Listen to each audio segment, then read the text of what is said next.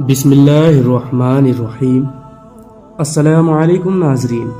अगर आप दुआएं कर कर के थक गए लेकिन हालात नहीं बदल रहे तो इस वीडियो को आखिर तक ज़रूर देखिएगा, इंशाअल्लाह बहुत फ़ायदा होगा।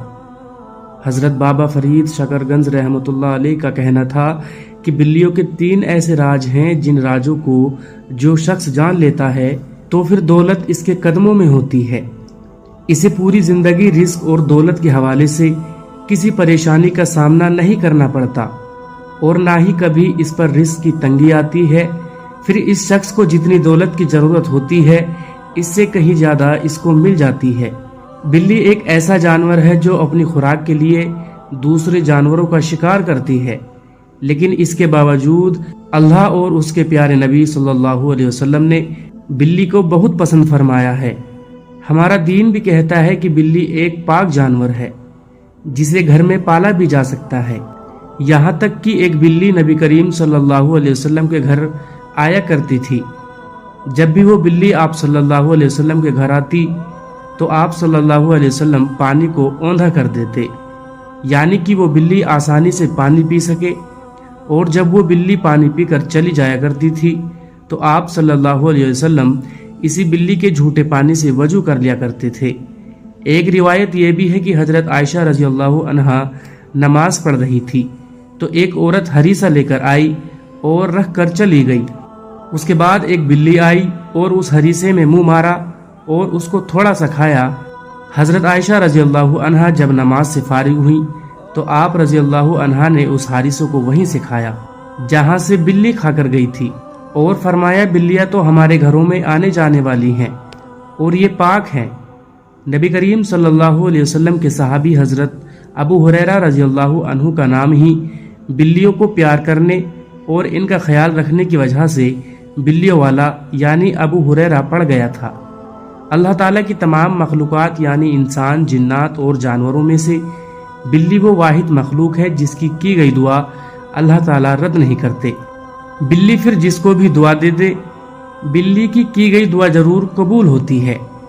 मोहतरम नाजरीन, बिल्लियों का जो पहला राज है वो ये है कि जो शख्स भी घर में आने जाने वाली या मोहल्ले में घूमने फिरने वाली बिल्लियों से प्यार करता है और सिर्फ उनको पानी डाल देता है, यानी उनके लिए पानी का इंतजाम कर देता है, या घर में आने जाने वाली या मोहल्ले में घूमने फिरने वाली बिल्लियों के लिए पानी का इंतजाम कर देता है, तो इस शख्स पर किसी भी किस्म के जादू या अमलियात असर नहीं करते, क्योंकि ऐसा शख्स जो बिल्लियों के लिए सिर्फ पानी का इंतजाम कर देता है, जिन्नात उसको नुकसान नहीं पहुंचाते।